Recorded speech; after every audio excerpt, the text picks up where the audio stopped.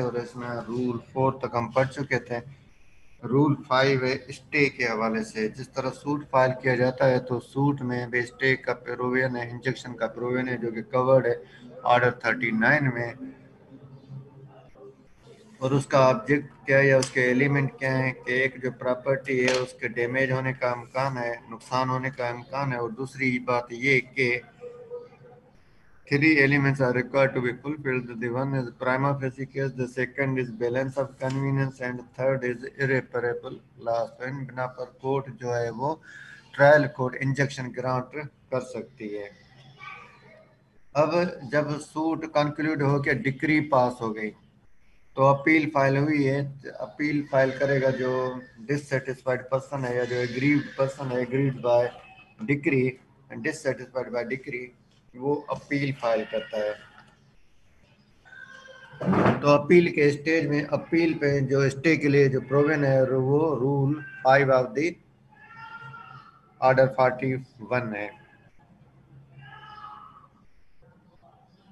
ये रूल बताता है कि जब अपील फाइल कर दी तो अपील फाइल करने का मकसद ये नहीं है या मतलब ये नहीं है कि जो एग्जीक्यूशन ऑफ द डिक्री है पास बाय द ट्रायल कोर्ट वो सस्पेंड हो जाएगी, अनलेस के अपीलेट कोर्ट उसकी एग्जीक्यूशन में उसका जो ऑपरेशन है वो स्टे न करे।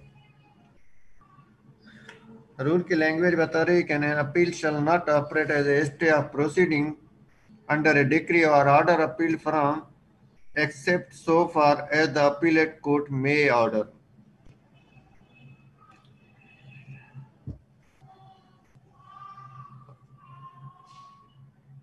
रूल बता रहा है कि अगर आपने अपील फाइल कर दी है तो उस अपील से ऑटोमेटिकली खुद साख्ता तौर पर स्टे नहीं हो जाएगा।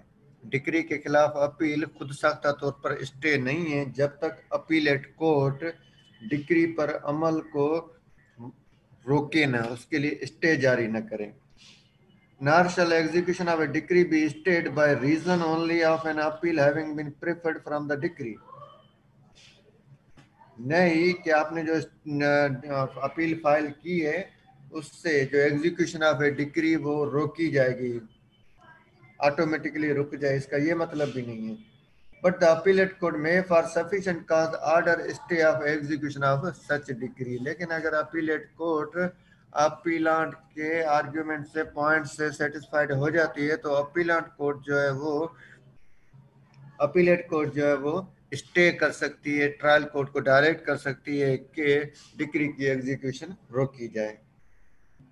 Stay by court which passed the decree अब सब रूल 2 में बताया जा रहा है कि वो कोर्ट जिसने डिक्री पास की थी वो खुद अपनी डिक्री का जो ऑपरेशन है एग्जीक्यूशन है उसको स्टे कर सकती है। ऊपर रूल 1 में था अपीलेट कोर्ट है, अब रूल 5 के सब रूल 1 में अपीलेट कोर्ट की बात है और सब रूल 2 में ट्रायल कोर्ट की बात है। Where an application is made for stay of execution of an appealable decree before the expiration of the time allowed for appealing therefrom, the court which passed the decree may on sufficient cause being shown order the execution to be stayed। कि वो decree जिसके खिलाफ कानूनन appeal की जा सकती है और उसकी अपील करने का टाइम अभी एक्सपायर नहीं हुआ, अभी टाइम रहता है, और जजमेंट डेप्टर ने, एग्रीव्ड पर्सन ने, एग्रीव्ड पार्टी ने, डिससेटिस्फाइड पार्टी ने अब डिक्री की एग्जीक्यूशन रोकने के लिए सेम कोर्ट में एप्लीकेशन मूव की है तो वो सेम कोर्ट, ट्रायल कोर्ट जिसने डिक्री पास की थी, may on sufficient cause being shown order the execution to be stayed। Decree की एग्जीक्यूशन को स्टे कर सकती है, रोक सकती है। किस बिना पे? अगर कोर्ट को सेटिस्फाई किया जाता है।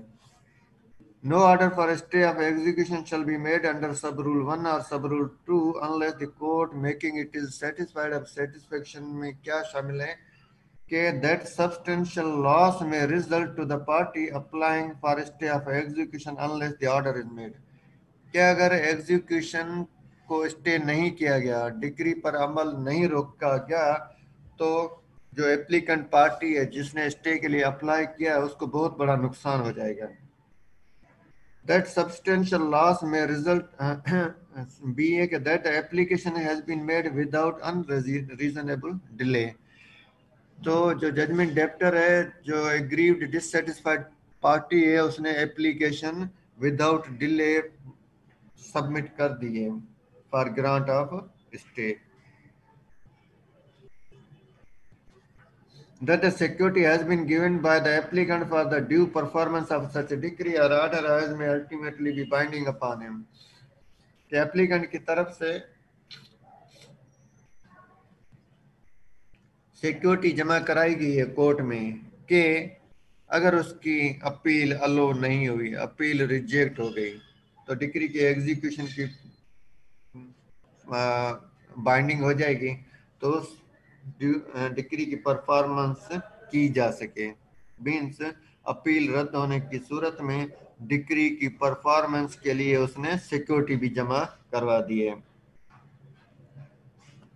Fourthly, notwithstanding anything contained in sub-rule 3, the court may make an ex parte order for stay of execution pending the hearing of the application। अब यहाँ पर कोर्ट को एक्स्ट्रा पावर दिए गए हैं, पावर्स बताए गए हैं कि ये सब रूल 3 में जो 3 बातें थी कि substantial loss, security and without delay, इन तीनों बातों से हटकर कोर्ट अगर चाहे तो एक्स पार्टी स्टे ग्रांट कर सकती है।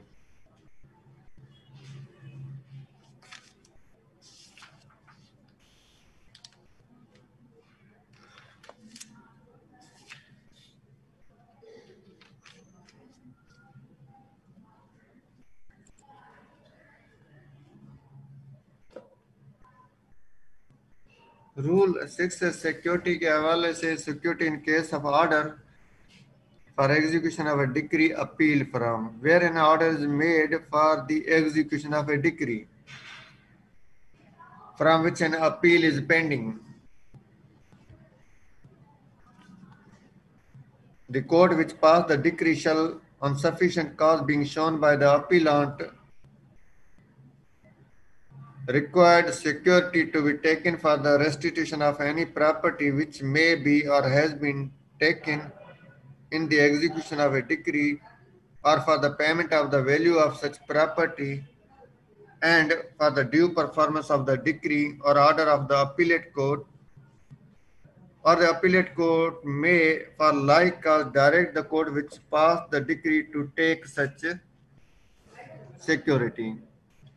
कि अब अपील जो है, रूल 6 बता रहा है कि अपील पेंडिंग में है, कोई स्टे भी नहीं है, ठीक है। और जो जो ट्रायल कोर्ट थी उसने ऑर्डर पास किया है कि डिक्री को एग्जीक्यूट किया जाए। अपील पेंडिंग में है, अपील पर कोई अभी ऑर्डर नहीं है हुआ, ट्रायल कोर्ट ने एग्जीक्यूशन का ऑर्डर कर दिया है, ठीक है। तो अब ये रूल बता रहा है कि इस सिचुएशन में अपीलांट की एप्लीकेशन पर, जिसने अपील फाइल की हुई है उसकी एप्लीकेशन पर, और वो अगर सफिशिएंट काज शो करता है तो सफिशिएंट काज के बिना पर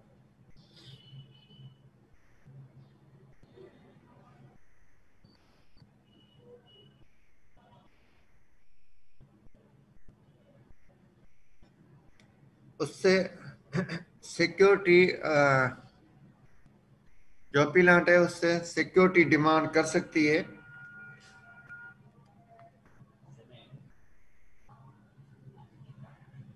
कोर्ट उससे अपीलांट से, एप्लीकेंट से सिक्योरिटी डिमांड कर रही है फॉर स्टेइंग द एग्जीक्यूशन। क्योंकि अगर लेटर ऑन एग्जीक्यूशन प्रोसेस की जाती है तो मींस वो सिक्योरिटी मौजूद हो ताकि वो एग्जीक्यूशन डिस्टर्ब ना हो, या उसके तहत अगर पेमेंट देना है तो वो पेमेंट हो सके, या अदरवाइज जो डिक्री की ड्यू परफॉर्मेंस है वो ड्यू परफॉर्मेंस हो सके, या अपीलेट कोर्ट का जो ऑर्डर है उसकी परफॉर्मेंस हो सके, या अपीलेट कोर्ट ने कहा है कि इनसे सिक्योरिटी ली जाए, ट्रायल कोर्ट को डायरेक्ट किया है कि इससे सिक्योरिटी ली जाए। तो इस सिचुएशन में अपीलांट कोर्ट, सॉरी, जो ट्रायल कोर्ट है जिसने ऑर्डर किया है टू एग्जीक्यूट द डिक्री, वो अपीलांट से, एप्लीकेंट से सिक्योरिटी लेकर उसके जो एग्जीक्यूशन है वो उसको स्टे कर सकती है। Where an order has been made for the sale of immovable property in execution of a decree and an appeal is pending from such decree, the sale shall, on the application of the judgment debtor to the court which made the order, be stayed on such term as to giving security or otherwise as the court thinks fit until the appeal is disposed of. अगर execution के नतीजे में degree के नतीजे में execution के process में court ने ऑर्डर किया है कि इसकी इमूवेबल प्रॉपर्टी सेल कर दी जाए और उस हवाले से जो अपील है वो अभी तक पेंडिंग में है, अपील अभी तक डिसाइड नहीं हुई, तो जजमेंट डेप्टर की तरफ से एप्लीकेशन के बिना पर और उस एप्लीकेशन पर भी कोर्ट अगर कोई कंडीशनल ऑर्डर करती है कि मसलन सिक्योरिटी दें या और कोई कंडीशन फिक्स करती है तो उसके बिना पर कोर्ट उस डिक्री की एग्जीक्यूशन को उस सेल को स्टे कर सकती है अंटिल के जो अपील है उसका फैसला हो जाए। रूल 5 और रूल 6 में फर्क ये है कि रूल 5 में अभी तक जो एग्जीक्यूशन है एग्जीक्यूशन का ऑर्डर नहीं हुआ और उससे पहले कोर्ट उसको स्टे कर रही है अगर करना चाहे, और उसमें अपीलेट कोर्ट भी शामिल है और ट्रायल कोर्ट भी शामिल है। रूल 6 में ये है कि एग्जीक्यूशन ऑर्डर कर दी गई है, अपील अभी पेंडिंग में है और एग्जीक्यूशन का ऑर्डर कर दिया गया है। अब एग्जीक्यूशन के ऑर्डर के बाद उसको सिक्योरिटी लेकर उसको स्टे किया जा रहा है।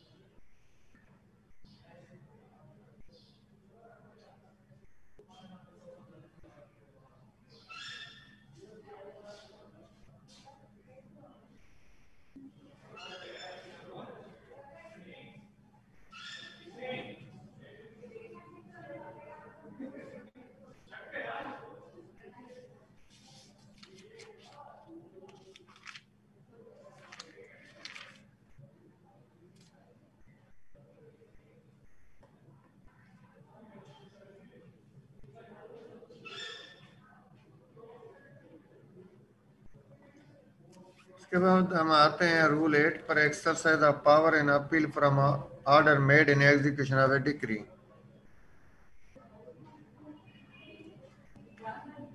The powers conferred by Rule 5 and 6 shall be exercisable where an appeal may be or has been preferred, not from the decree but from an order made in execution of such a decree.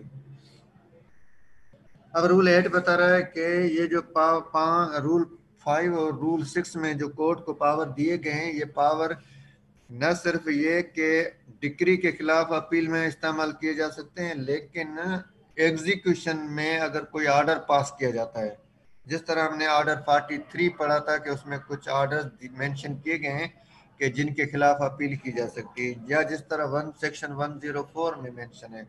तो अब rule 8 बता रहा है कि ये rule 5 और rule 6 के तहत जो पावर मेंशन है वो पावर कोर्ट जो है वो एक्सरसाइज कर सकती है, न सिर्फ ये कि डिक्री के खिलाफ अपील में, लेकिन डिक्री की एग्जीक्यूशन के दौरान अगर कोर्ट कोई ऑर्डर पास करती है तो उस ऑर्डर के खिलाफ अपील में भी ये पावर एक्सरसाइज किए जा सकते हैं। Provided that where such appeal has been preferred by the judgment debtor, he shall be required, unless the court is of opinion that prima facie the appeal is one which must succeed and to an error apparent on the face of the record. Proviso में बताया जा रहा है कि अगर appeal ऐसी है, जो जजमेंट डेप्टर ने जो अपील फाइल की है वो अपील ऐसी है कि कोर्ट समझती है कि ये अपील अलो हो जाएगी, ठीक है, क्योंकि वो बहुत ही अपेरेंटली उसमें एरर मौजूद है जो कि जाहिर है। अदरवाइज क्या है, otherwise जो है judgment debtor is required in the case of a decree for the payment of money to deposit the decretal amount or to furnish security for its payment. लेकिन अदरवाइज क्या है, अदरवाइज उस judgement debtor को जिसने appeal की है, अगर वो डिक्री ऐसी थी जिसमें पेमेंट ऑफ मनी है, पैसे अदा करना है, तो वो डिक्रीटल अमाउंट जो है वो कोर्ट में जमा कराया जाएगा, या वो सिक्योरिटी फर्निश करेगा कि अगर उसकी अपील रिजेक्ट हो गई तो वो डिक्री सेटिस्फाई हो सके, डिक्री एग्जीक्यूट हो सके.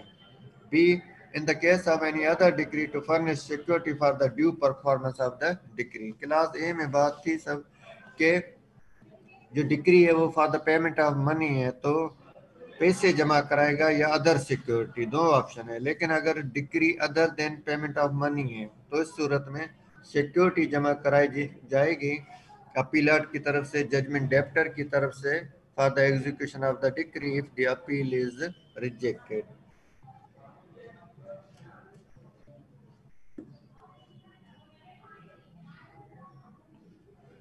उसके बाद हम आते हैं रूल 9 पर, registry of memorandum of appeal के where a memorandum of appeal is admitted, the appellate court or the proper officer of the trial of that court shall endorse thereon the date of presentation and shall register the appeal in a book to be kept for the purpose. Such book shall be called the Register of Appeal. अब rule 9 जो बता रहा है ये just एक procedural requirement बता रहा है कि जिस तरह से सूट फाइल होता है तो उसकी भी एक एंट्री होती है कि ये सूट फाइल हुआ इस डेट पे, इस टाइम पे, ये कोर्ट, ये पार्टी वगैरह. तो इस तरह से जब मेमोरेंडम ऑफ अपील एक्सेप्ट कर लिया गया है, क्योंकि रूल 1-2 में उनकी बेसिक रिक्वायरमेंट मेंशन है, तो वो मेमोरेंडम ऑफ अपील अगर कोर्ट ने एक्सेप्ट किया है तो जो अपीलेट कोर्ट है या अपीलेट कोर्ट का जो ऑफिसर है वो उस पर एंडोर्स करेगा कि ये कब प्रेजेंट की गई है, और रजिस्टर ऑफ अपील जो है उसमें उसकी एंट्री कर देगा.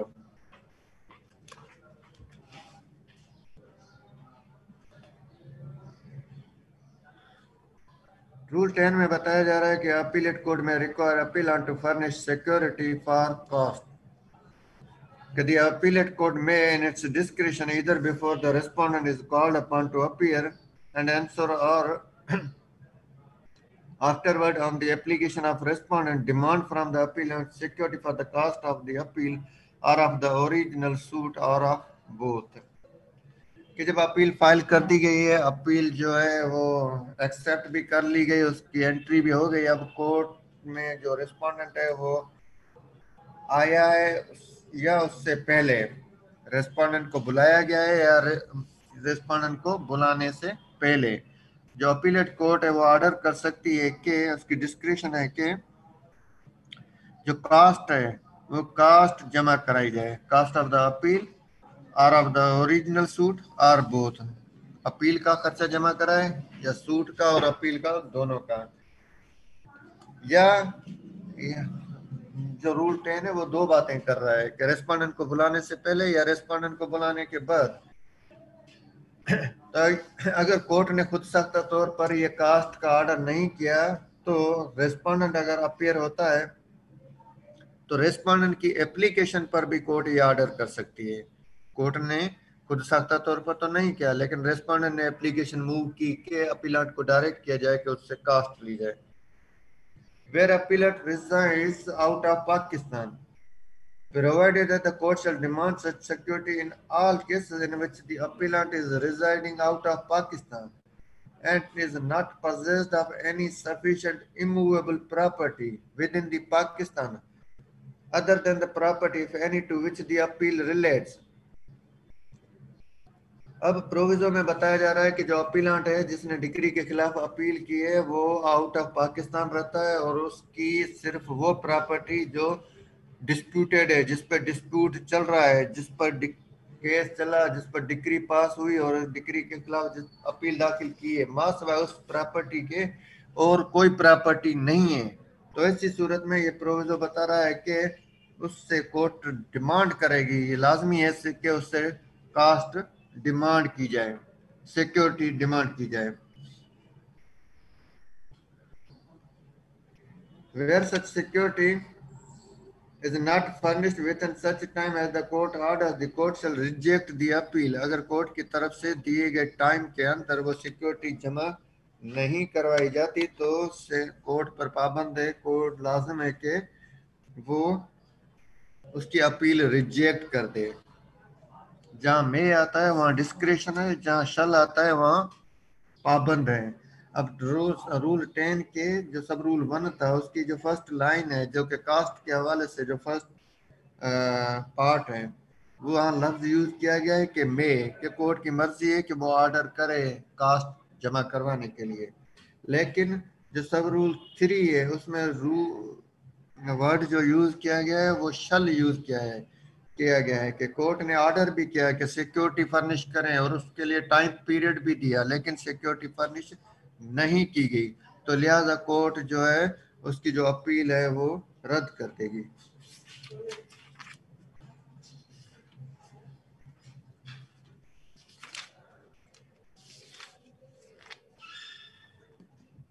रूल 3 पे हम आते हैं, सॉरी रूल 11 पे। रूल 11 है कि power to dismiss appeal without sending notice to lower court.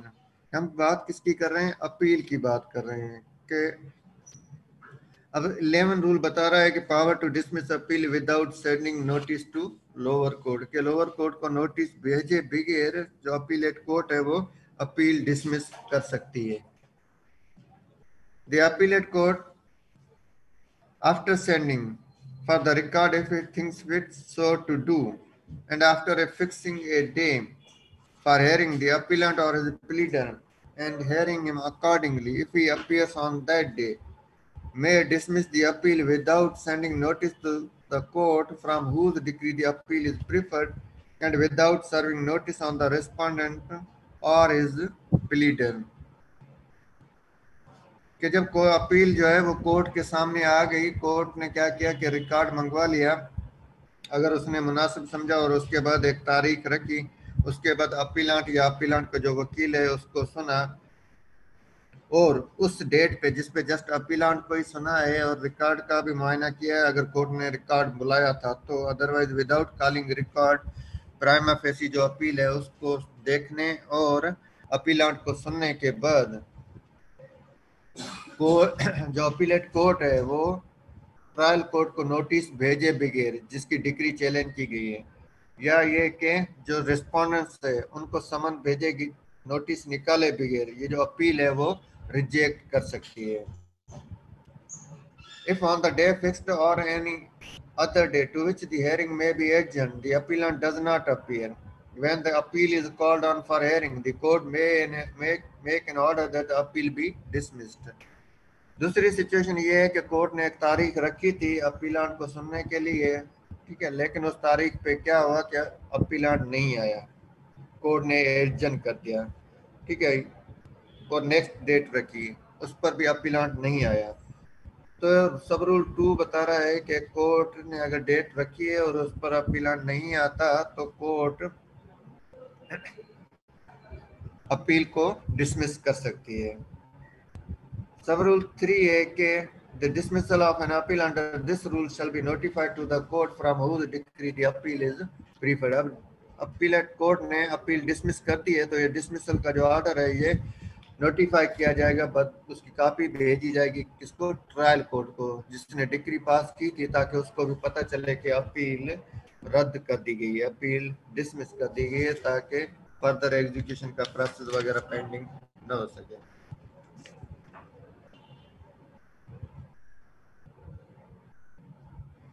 हम रूल 12 कंप्लीट करके आज की क्लास खत्म करेंगे। रूल 12 है कि day for hearing appeal, unless the appellate court dismiss the appeal under rule 11, it shall fix a day for hearing the appeal। क्या अगर अपीलेट कोर्ट ने रूल 11 के तहत मीन्स उसकी जो एब्सेंस में अपील डिसमिस हो रही है या अदरवाइज उसको हेयरिंग करने के बाद अगर अपील डिसमिस नहीं करती तो अपीलेट कोर्ट एक डेट फिक्स करेगी कि जिस पे अपील सुनी जाएगी। Such day shall be fixed with reference to the current business of the court, कि वो अपील उस डेट पे रखी जाएगी जो current business of the day हो, बिजनेस डे हो, मीन्स छुट्टी वगैरह ना हो। The place of the evidence of the respondent and the time necessary for the service of the notice of appeal so as to allow the respondent sufficient time to appear and answer the appeal on such day. Court date रखेगी ऐसी जिसमें जो कि working day हो, business day हो, ठीक है।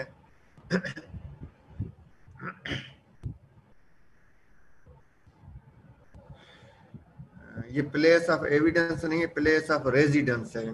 और डेट रखना फिक्स करने में रेस्पोंडेंट की जो रेजिडेंस है उसको भी मद्देनजर रखा जाएगा ताकि वो इतना टाइम मिल सके कि वो आसानी से कोर्ट में आ सके। और ये कि उसको जो नोटिस है वो नोटिस कन्वे भी हो जाए, सर्व भी हो जाए। अपील का नोटिस सर्व हो जाने के बाद उसको टाइम मिले कि वो तैयारी करे, किराए के पैसे जमा करे, रेजिडेंस वगैरह का अरेंजमेंट करे और आसानी से कोर्ट में अपीयर हो। इतना टाइम पीरियड ध्यान में रखा जाएगा, ठीक है। तो ये रूल 12 के कंप्लीशन के साथ हम आप आज की क्लास खत्म करते हैं। रूल 12 अगेन मैं रिपीट कर देता हूँ कि रूल 12 बता रहा है कि जो अपीलेट कोर्ट है वो रूल 11 के तहत अगर अपील डिसमिस नहीं करती तो कोई डेट फिक्स करेगी। वो डेट ऐसी हो जो कि छुट्टी न हो, वर्किंग डे हो, कोर्ट का भी वर्किंग डे हो, न सिर्फ छुट्टी न हो लेकिन कोर्ट का भी वर्किंग डे हो।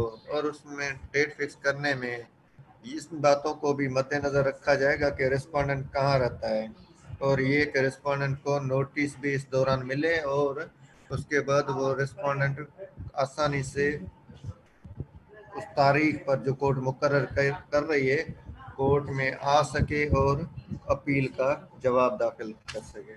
ठीक है, हम यहाँ पे स्टॉप करते हैं। अगर कोई सवाल हो तो आप सवाल पूछे, अदरवाइज हमारी क्लास खत्म है। जिसका सवाल हो वो खुद को अनम्यूट करे और सवाल पूछे।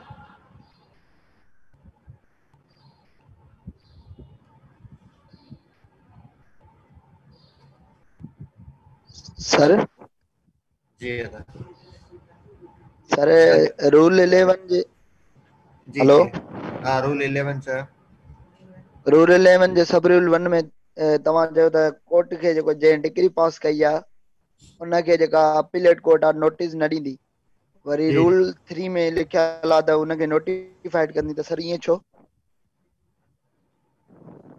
ॿियो छा पियो नोटिस न ॾींदी उन खां पोइ छा चयो? सर रूल 3 में लिखियल आहे त जेका डिसमिस कंदी अपील उन जेको आहे न नोटिफाइड कंदी उन हाँ कोर्ट खे जंहिं डिग्री पास कई आहे। हाँ त पोइ सर रूल 11 जे सब रूल 1 में त चए थो न थींदो नोटिफाइड, उनखे मतिलबु नोटिस न ॿई ॾींदी कोर्ट। अलॻि ॻाल्हियूं आहिनि। जेको पहिरियों जेको नोटिस आहे उहो हिकिड़ो फॉर्मल नोटिस आहे इंफॉर्मेशन जे लाइ, ठीकु आहे न, फॉर्मल नोटिस आहे। हाणे कोर्ट खे अची जंहिं डिग्री पास कई आहे उन जे जज खे अपीलेट कोर्ट में अची जवाब दाख़िल करण जी ज़रूरत कोन्हे त मूं इहो फ़ैसिलो छो ॾिनो आहे। इहो हिकिड़ो फॉर्मल रस्मी ज़रूरत आहे त उनखे नोटिस ॾिनो वञे, ठीकु आहे। ॿी जेका लास्ट ॻाल्हि आहे त अपील डिसमिस थी वई त उन जो जेको ऑर्डर आहे उनजी जेका कॉपी आहे उहा मोकिली वेंदी। हाणे इन जो मक़सदु इहो आहे त हाणे उहो जेका कोर्ट आहे जंहिं डिग्री पास कई आहे उनखे ॼाण मिली वञे त अपील रद्द थी वई आहे, त उन खां पोइ जेकॾहिं उहा जेका डिग्री आहे उहा एग्ज़ीक्यूट थियणी आहे न, त उहा एग्ज़ीक्यूशन जो प्रोसेस जेको आहे उहो रुकिजी न सघे, उहो मुतासिर न थिए। उन पर्पज़ जे लाइ न जेकॾहिं अपीलेट कोर्ट ट्रायल कोर्ट खे नोटिफाई न करे त उन ट्रायल कोर्ट खे कीअं ख़बर पवंदी त अपील जो छा फ़ैसिलो थियो, ठीकु आहे न। त इहो जेको लास्ट सब रूल 3 में आहे उन जो मक़सदु इहो आहे। नेक्स्ट